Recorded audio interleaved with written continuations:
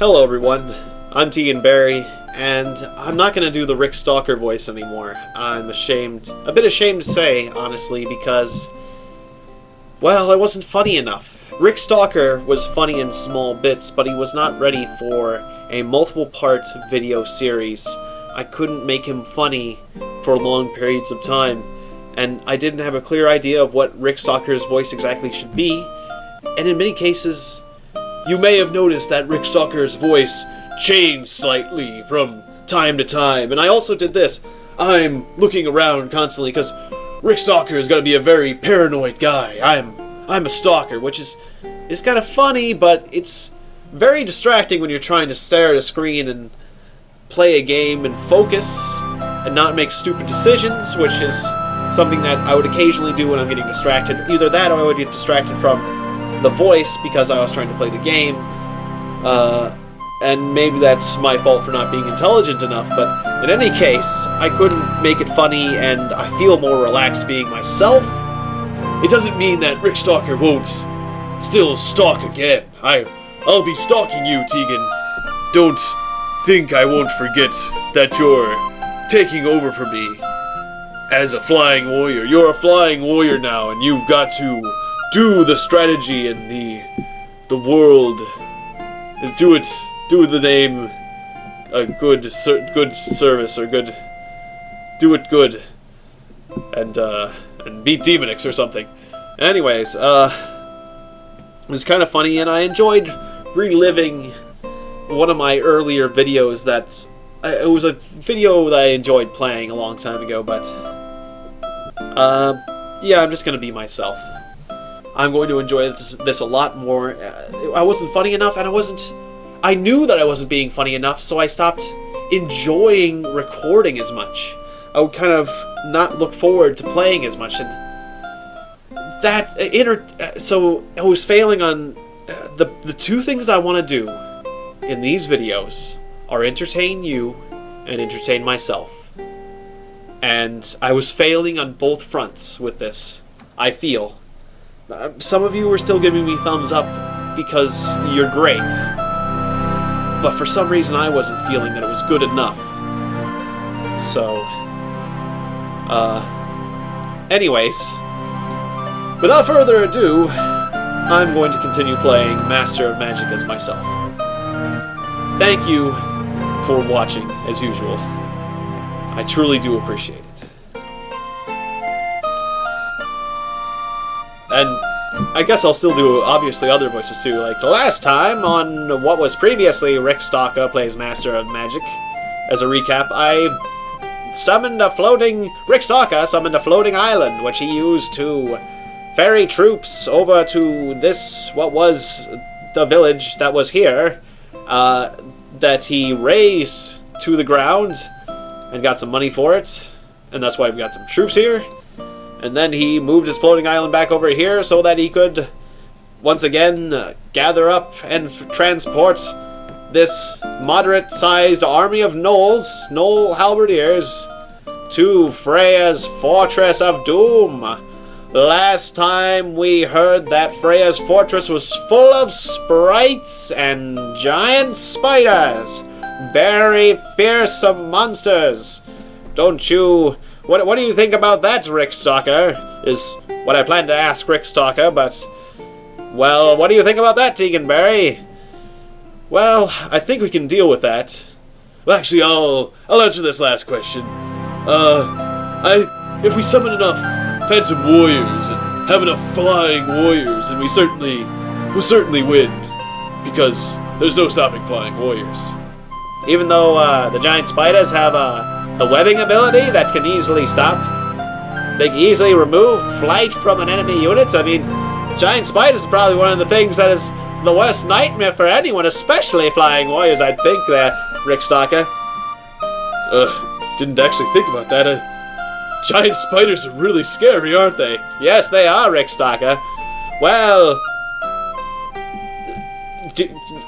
I still think I can handle it. Well, good luck. I hope you can, for the good of humanity and the universe. Good luck to you, Rick Stalker, or I should say Tiegon, who is now playing in your stead. Well, yes, thank you for that. And beware of the giant spiders. I enjoy having your fluid sucked out while being stuck in a giant web that is so strong that it can stop a jetliner. That's a fun thought. Yes, it'll be terrible. And then you'll be flushed out of toilets. The magical toilet. It's happened before, remember? Yes, don't remind me. That's part of why I did the Rick Stalker impression in the first place. It's like, I kind of feel like it was partially a defense mechanism. Oh, look at me, I'm not losing anymore. Rick Stalker is going to lose. Hey, you mean you were setting me up to lose? Well, yeah. I think I'm going to change this place to a marketplace. I think we've built enough shaman for a lifetime, basically. So I'm going to build a farmer's market here because we need food badly. I'm tempted to change the Armorer's Guild into something else, quite frankly, too, but they've come so far. Just keep it up, boys, I guess. We'll just dump some cash into that later. But I think I'm going to try to buy a farmer's market. I could buy a sawmill here in Avalon. I almost feel like Avalon should be doing something else. Oh, but what? It's like they need defenses, but Spearman just won't cut it, will it? Well, I mean, it will, but it'd be a waste of production at this point. How much production we got? So it's 90. 2, 3, 4, 5, 6, 7, 8, 9. 9 dots. Each dot's equivalent to 10. So, I guess in this case, so... yeah, we got 60. We can get a 60 item for free. If we get something below 60, we're gonna be wasteful. So I could just get a library instead of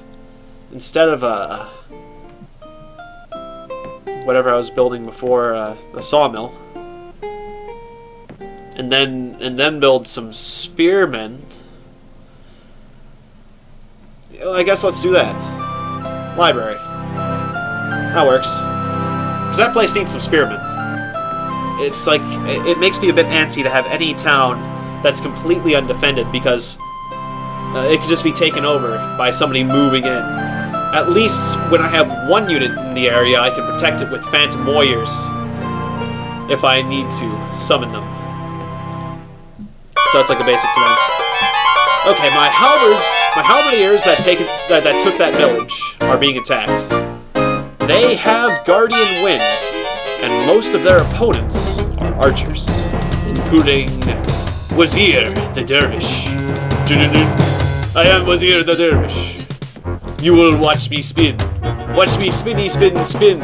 Actually, no, I am not that kind of a dervish. I am just the normal kind, not spinning, not whirling, just angry. I am Wazir.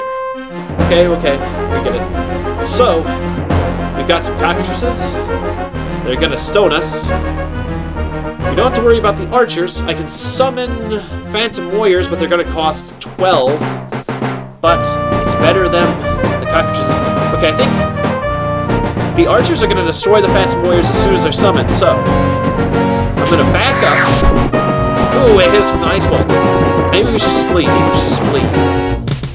Oh, should I flee? I think I should flee. Freya's gonna zap me to death. I've gotta flee. We got away! Hey, nice job, guys. Don't know where you're gonna run to, but you got away. So good on ya. I wasn't expecting them to get away. On impossible difficulty, the chances of getting away aren't extremely high. I guess they're probably... are they somewhere around 50-50? Or if somebody knows a lot about the fleeing mechanic in this game, feel free to enlighten us. That would be a cool thing to do, I think. That'd be kind of neat. So I want to get spearmen. We've established that I want spearmen at this place, and that place has no defenders, so I shouldn't be producing any food from there, really. So I'm gonna get spearmen in 2 turns. I've got a deficit of food, and I'm gonna have to make that up. So I'm gonna produce more food here, because at least this place This elven town has at least one guy defending it. I can buy the farmer's market. Buy the farmer's market. It's kind of a shame because I was wanting to tech up, but in a sense this is a long-term strategy because farmer's markets encourage growth, which will... I'll get more population, which will mean more production. So, in a sense, I am still doing a long-term strategy, but I'm not teching up. I'm not getting the next tier of unit, which... I'm not sure if I'm making a good decision or a bad decision, but I'm making it, and it's happening. Let's take these elite spearmen, too. Let's make them move out. Come on, guys. You're only going to be veterans for a little while. I mean, how long do you want to be veterans, anyways? Tell you what, there's nowhere you can run. So you just hang out there, and if they attack you, well, that happens. My Nagas are wounded. I've got some flying shaman who can heal. The flying medical team to the rescue. That's kind of a neat thing. Flying shaman are kind of neat. They're coming to lay on hands on those Nagas because that was actually an old medical technique. Not a successful one, but you know, it's something that a shaman might do. There's very religious sort of thing. Sort of touch someone and hope that the touch is a magic touch, is good touch. It's a good touch, really good touch. The best touch. The kind of touch that magically heals someone. So they're all better. Paladins use it in D&D, but people actually used it in the Middle Ages and stuff, probably, I think, right? Now I'm just kind of guessing. I don't know, don't quote me on that. I'm not like a history professor. Or am I? No, I think... Obviously not. Everyone would... You'd think you would know that. I'm in denial about that. So... I've got the farmer's markets. I'm now producing 110 barbarians a turn. This place is just pumping out the barbarian babies like no tomorrow. It's a barbarian baby boom! Barbarian baby boom! Barbarian baby boomers. That's fun. If I was busy doing the Rick Stalker impression, I wouldn't be thinking about stuff like that. That's for sure. Okay, we've got the swordsmen pacifying that populace, the barbarians up there, and their armory production will hopefully speed up now a bit. This town is actually not gaining population. Why is that? Exactly. I thought the barbarians were supposed to get populace a lot. Figure. I can't get a breakdown of why that's happening, but it's happening. That's a shame, because that's the town I'm teching up in. Oh gosh. Now I'm really feeling like I should change that to a farmer's market, just so that they have population growth. If I put people to farmers, that doesn't change it. It's just going to take too long to build that. I don't know, maybe I'm making another mistake. Or maybe I'm making a mistake there, but I don't... I hope I'm not. Run, halberdiers, run! Choose life and live. I'm really surprised that those halberdiers actually managed to live through all that. This town's just full of spearmen and one sprite, so... It looks like the place to attack, whereas this place is full of bowmen, so... We've got a target. We've got a boatload of troops coming fresh off the island. So this is looking good, actually. We've got Gunther, the flying warrior. Flying barbarian. Coming to save the day. Move more troops up. Wow, okay. There's Freya's bowman. Right when my spearmen My first group of spearmen are produced. Okay, well, that's basically perfect timing.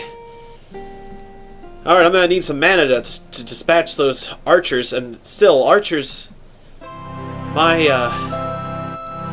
spearmen only have 2 armor. Forester, which just... It doesn't give any defense in Forest, it's just movements. Okay, so... That's still gonna be a hard battle. I'm just gonna have to summon a lot of Phantom Warriors, or maybe I should just do a Psionic Blast. I hope that I can blast them. We'll find out. Here we go. And I knew they were going to attack. Hello, Freya's Bowman. Okay, maybe we can save Avalon here. Or Guardian Wind, of course. What am I thinking? Guardian Wind. Wind.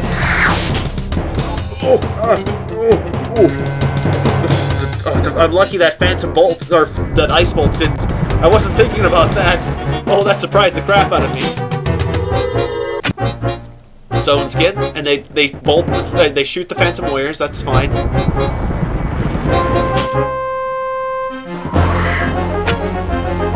got no one else to shoot, so of course. But they use the Ice Bolt. Oh, dang it! Oh, and I put a bunch of resources to it, and they still won. Oh, I should have held. No, wait. If I held back, then I don't think there was much of a way for me to win that. I did my best. I really did my best there, and I still lost it, but that's fine. I just lost a little bit of gold and some fame. I did the face palm of shame, but that's okay, I'll recover. It's definitely not game over. I've got a nice, really nice stack of units, and a group of halberds that has Guardian Wind has just joined them. I've got a full stack of 8 units bearing down on this town full of spearmen and some sprites. That's looking very promising. So I am definitely going to... What in the world? A frickin' fire elemental and hellhounds. Holy crap! What the fire elemental? That's what I gotta say. And that's a town that's producing a lot of... Okay, things are getting a bit foobar. That's a town that's producing a lot of food.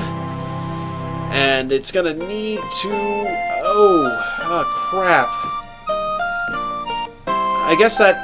I mean, I'm not entirely surprised because it's impossible. And...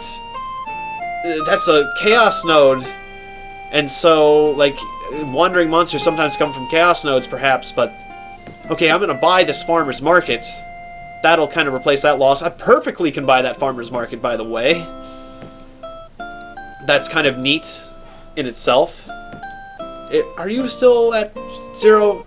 Now we have population growth. I don't know why. Was it something to do with the people working on the factory? I guess factory's bad for population. There's things I do not know about population growth in this game, actually. Obviously, I have a lot to learn about this game. Okay, so... Food. Need more food, because I'm going to lose that town that's producing a lot of food. And now I can't lose any of these towns. Lots of food. Okay, good. This town's producing 1 extra food, so actually I'm going to be at equilibrium. I want to produce a little extra food, just so I have a buffer. I'm going to have a 3 bread buffer. That's what I like to have, generally. Tiegon likes to have a 3 bread buffer, you know him. Keeping him from starvation. Just about. Just exactly a 3 bread. 3 bread! Okay. I was thinking about taking a break, but I've got 2... Yeah, actually, I think I will. I mean, I've talked about a lot, so I'm going to take a break here. And there's going to be a lot to resolve next time. So, 50s man, would you like to take it away? I certainly would. I've got a lot of kids to feed, after all. So, Will Tiegon Berry be able to fight off the 3 cockatrices? Or the cockatrices and the fire elemental and the hellhounds? Will Tiegon lose the town of Timberland in a great fire? In a great fire monster fire? Or that actually sounds like something that'll happen. And will he lose his great capital of Devontor and lose the game? Find out on next episode of Tiegon Berry Plays Rick Stalker's attempt at Master of Magic.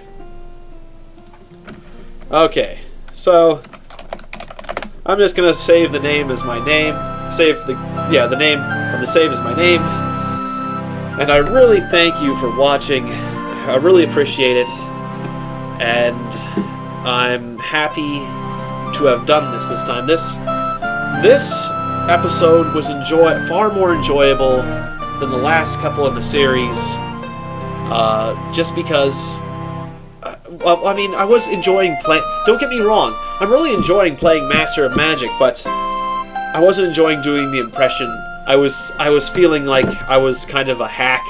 I was feeling bad about that part, so I feel good. I feel good after playing this, so that's that. Anyways, thanks for watching. Like if you like it, and subscribe if you're cool. And I appreciate it, and good night out there, magical viewer.